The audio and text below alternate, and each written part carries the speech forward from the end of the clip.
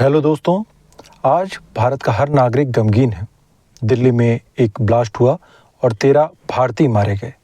इससे भी ज़्यादा दुख की बात यह है कि मरने वाले और मारने वाले दोनों ही भारतीय थे।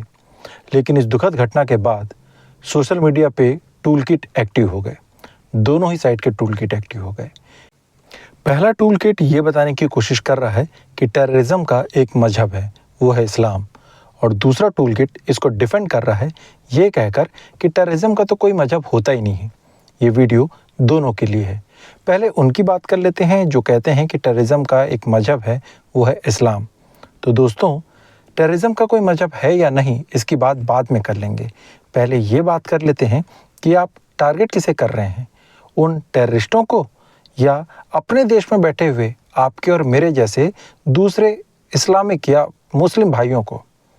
जिन्होंने ये घटना अंजाम दी वो तो आज नहीं तो कल पकड़े जाएंगे, लेकिन आप जिन्हें टारगेट कर रहे हैं, जिन्हें टॉन्ट कर रहे हैं, जिन्हें आप जिम्मेदार ठहरा रहे हैं, वो तो आपके और मेरे जैसे लोग हैं, हमारे साथ रहने वाले लोग हैं।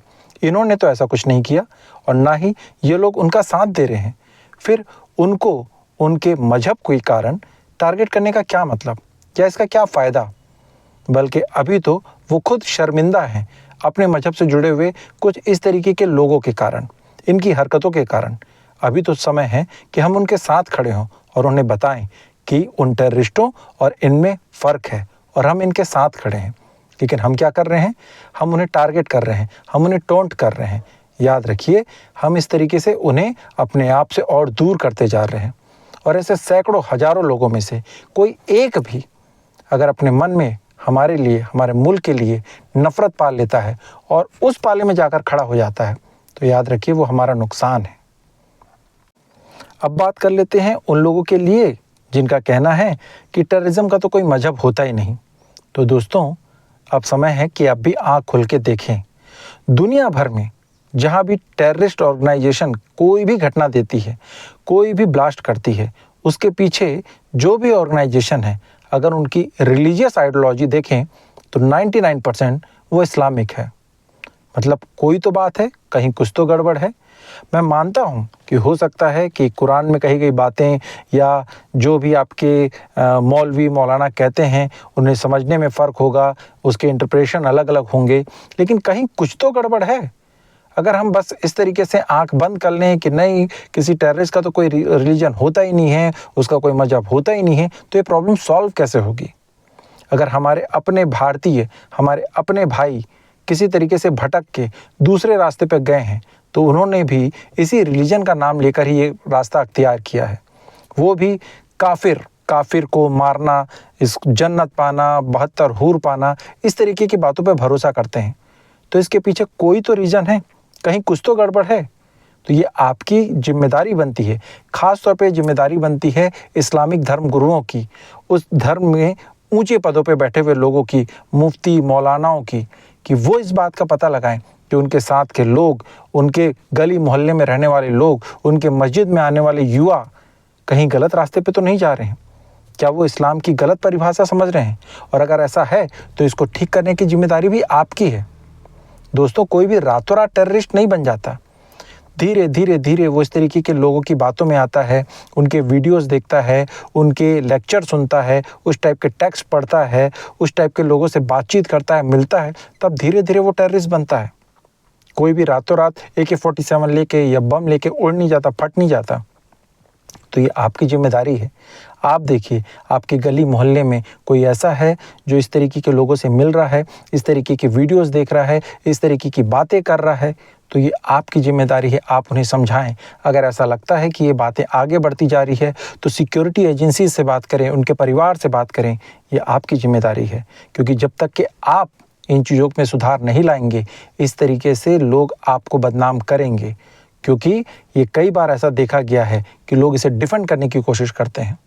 सोशल मीडिया पे लोग लिख रहे हैं कि ये एक टेररिस्ट ऑर्गेनाइजेशन ने किया जो इस्लामिक है, तो लोग उसे डिफेंड करने के लिए कहते हैं कि बताइए आज़ाद भारत का पहला आतंकवादी कौन था।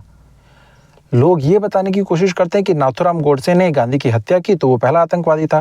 भाई, वो पहला आतंकवादी था या 50वां आतंकवादी था? इस घटना के पीछे कौन था? क्या नाथूराम गोडसे ने गांधी की हत्या की इसलिए ये जस्टिफाइड हो जाता है? और फिर नाथूराम गोडसे जैसा एक अपराधी था, एक आतंकवादी था, लेकिन उसको जस्टिफाई करने के लिए कोई नहीं आ रहा है ना।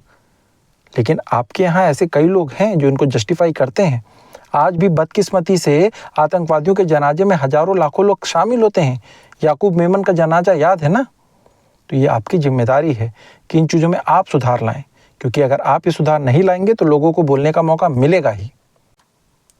लेकिन इसके अलावा मैं बात करना चाहता हूँ अपने उन भाइयों से, उन बहनों से जो कि इस्लामिक तो नहीं है, लेकिन आप भी उसी रास्ते पे बढ़ रहे हैं। हमारे देश के बाहर बैठा दुश्मन ये चाहता है कि हमारे देश में हिंदू मुसलमान के बीच दंगे हो जाएं, उनके बीच प्रॉब्लम क्रिएट हो जाए। और जब आप सोशल मीडिया पर अपने साथ के किसी भारतीय मुसलमान को उसके मजहब के कारण टॉन्ट करते हैं, टारगेट करते हैं, तो आप देश के बाहर बैठे हुए उस दुश्मन को मजबूत कर रहे हैं, उसकी बात, उसके सपने को पूरा कर रहे हैं। तो दोस्तों, ये हमारी जिम्मेदारी है। हमारे साथ का वो मुसलमान जो इस टेररिज्म के खिलाफ है, उसे गले लगाएं, उसे अपने साथ मिलाएं और टेररिज्म के खिलाफ लड़ें। लेकिन ऐसा कोई मुसलमान जो इसे डिफेंड करने की कोशिश करता है, उसे बायकॉट करें, उसे मार्क करें, सिक्योरिटी एजेंसीज को रिपोर्ट करें, ताकि वो छोटा पनपता हुआ टेररिस्ट आगे देश के लिए नुकसान ना करे। और एक बात कहना चाहता हूँ, एक नया टूल किट है, उसमें दोनों ही पक्ष के लोग हो सकते हैं, लेकिन उनका कहना है कि देश में जब भी कोई चुनाव होता है तो कहीं ना कोई ऐसी घटना हो जाती है। दोस्तों, भारत जैसे बड़े देश में साल में 2-3 चुनाव हमेशा होते रहते हैं। ऑन एन एवरेज देखें तो 29-30 राज्य हैं, 5 साल में एवरेज 4 या 5 चुनाव हर साल होने हैं। तो कभी भी कोई घटना होगी तो उसके आसपास कोई चुनाव होता है।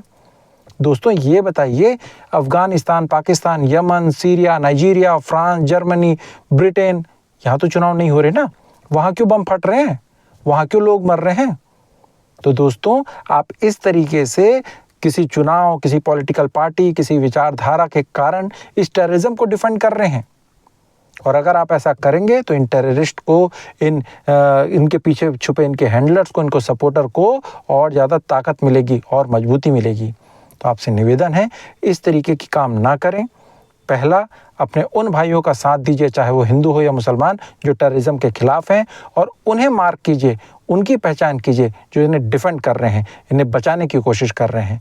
जब हम सब मिलकर इनके खिलाफ लड़ेंगे तो वो दिन दूर नहीं कि हमारे देश से इस आतंकवाद का सफाया हो जाएगा। अगर आपको ये मेरी बात सही लगती है तो इसे लोगों तक शेयर करें। अगर बात खराब लगती है तो भी अपनी बात कमेंट सेक्शन में ज़रूर बताएं। चैनल को सब्सक्राइब करें। Thank you. देखते रहिए लेट्स टॉक अबाउट। जय हिंद।